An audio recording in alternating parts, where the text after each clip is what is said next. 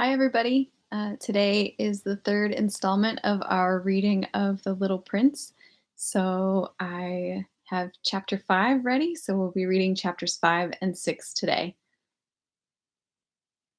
Every day during our conversations, I found out more about the Little Prince's planet, how he left it, and about his journeys.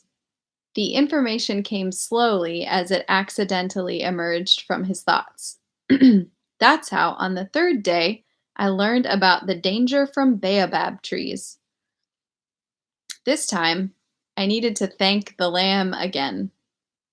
Unexpectedly, the little prince asked me dubiously, "Is it true that lambs eat small bushes?" "That is true." "Good. I am glad." I couldn't understand why it was important for the lamb to eat small bushes, but the little prince added, "It means they eat baobabs as well, doesn't it?" I pointed out that baobabs are not small bushes, they are trees as big as a castle. And even if he takes a herd of elephants, they won't eat a single baobab tree. My idea about the herd of elephants made the little prince laugh. "We will have to put them on top of each other," he said.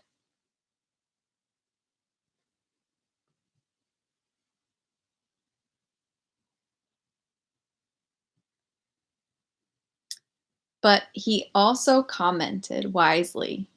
Before becoming so big, baobabs were small. "That's absolutely true," I said. "But why do you need lambs to eat small baobabs?"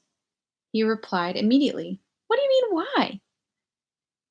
As if he were talking about obvious things. And I had to think hard to solve this riddle myself.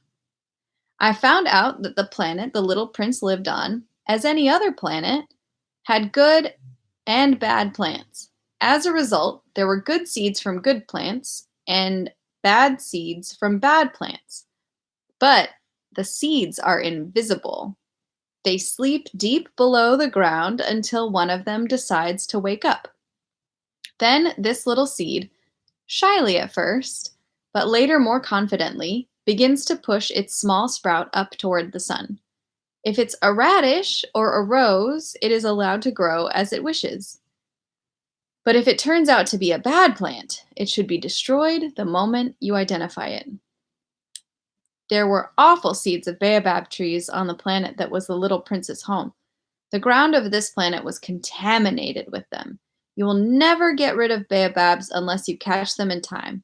It covers the whole planet. It penetrates the ground with its roots. And if a planet is too small and the number of baobabs is large, they can break it into pieces.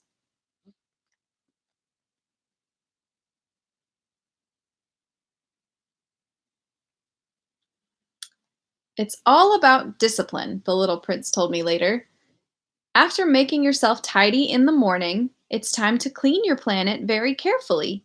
You need to make sure that baobabs are extracted in time and on a regular basis, just at the moment you can distinguish them from the roses that they are so similar to in early stages. It's very painstaking work, the little prince added, but it is very easy. Once he said to me, "You should draw a beautiful picture so children where you live can recognize what my planet really looks like. It would be useful for them if they decide to go on a journey." He added, "Sometimes there's nothing wrong in putting off some of the work for the next day. But when it comes to baobabs, it always leads to a catastrophe. I used to know a planet where a lazy man lived. He neglected 3 small bushes. I did a painting of the planet according to the description of the little prince. I didn't want to lecture, but the danger from baobabs is not fully realized, and it can be very harmful to someone who gets lost on the asteroid, so I have to explain properly.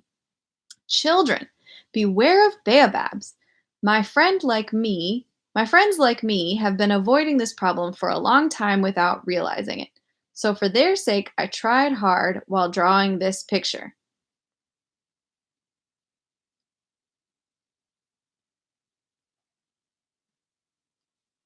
Here's that one again. Here's a little prince cleaning them up.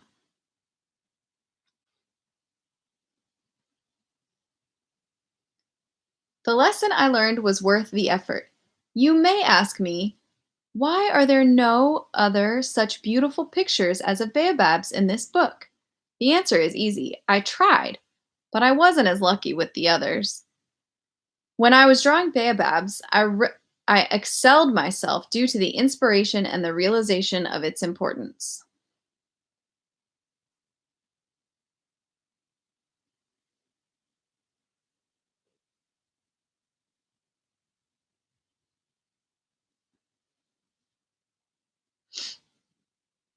Chapter 6. O Little Prince. Step by step, I begin to understand the secrets of your sad little life. For a long time, you have only entertained yourself by watching the sunset. I learned this detail on the morning of the fourth day. You told me. I love sunsets a lot. Let's go and watch the sunset now. But we have to wait, I said.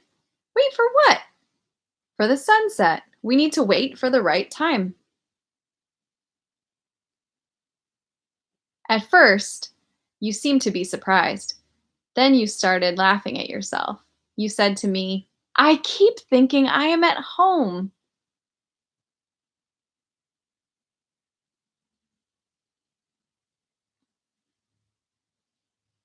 That's right.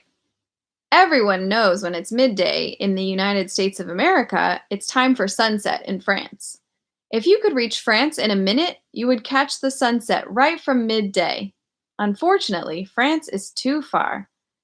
My little prince, all you need to do on your tiny planet is to move a chair further.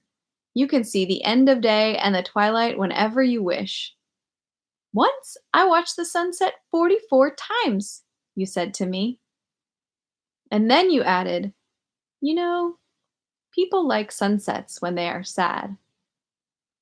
Were you very sad when you watched the sunset 44 times? But the little prince didn't reply.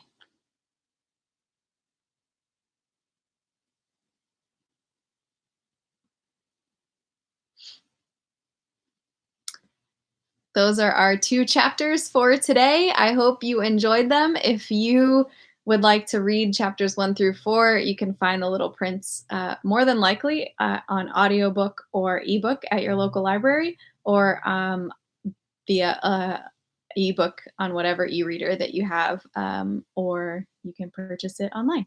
Um, I hope you enjoyed those two chapters, and I hope to see you again next week for our regularly scheduled Monday through Friday YouTube programming. I'll be back with uh, poems on Monday. So I'll see you Monday right here at 2 p.m. Unless something crazy happens. And if so, I will let you know.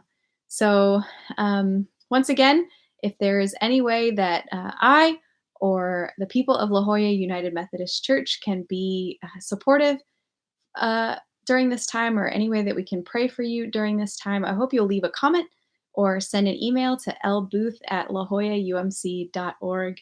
That's LBOOTH at LAJOLLA.org. And that's it. I'll see you next week. Hope you're well. Love you. Miss you. Here for you. Bye.